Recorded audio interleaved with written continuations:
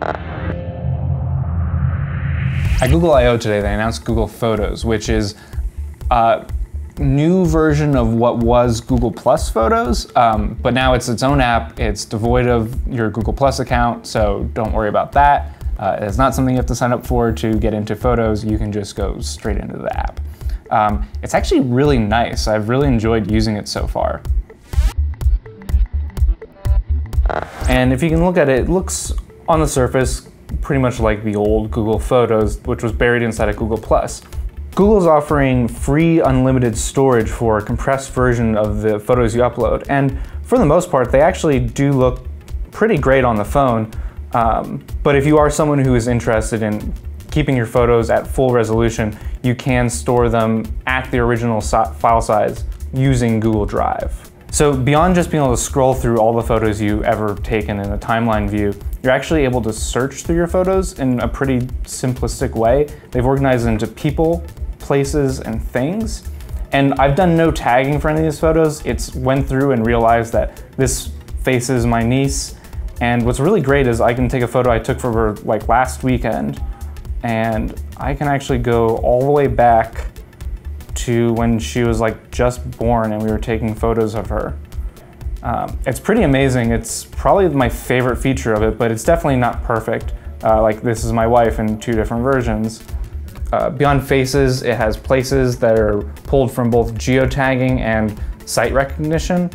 Like if I search for images of Big Ben from my trip to London, it'll actually pull up all the photos I took of that monument while I was there, which is pretty crazy since I don't have any.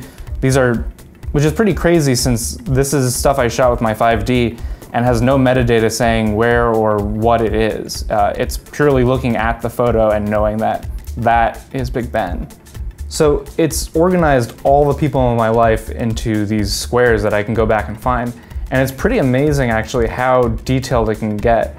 This is one of our beloved coworkers here, Jimmy, and like even in this photo, it can tell that that is him, which is like, again, really crazy and like really fun that like I didn't have to tag, I didn't have to do any of this thing to this photo.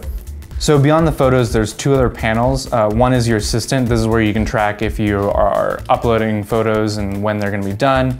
But it also does a cool thing of bringing up little notifications that it's added new things to your library. One such thing is an animation where it takes a series of images that I shot and stitches them together into an animated GIF, which then I can save and add to my library. And sharing this out is actually really easy too. There's a share button down here. I can send it to messages or my email, save it to my photos even, but also I can just hit down here and hit a link, and this will generate a link to my clipboard, and I can just copy that link and send it to anyone.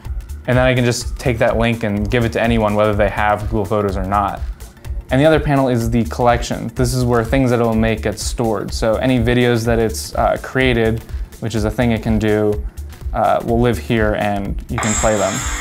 To actually create your own collections, say I want to create a collage of different photos, actually a really nice feature is that I can tap once, but then I can tap and hold and then drag for a couple photos, add a photo in there and create, and it'll actually generate a simple collage of photos from my wife and I going go-kart racing last weekend. So that's Google Photos. I gotta say, as someone who takes a lot of photos with their phone and with a DSLR, it's really great to know that there's now kind of a solution that is free and really simple to get into.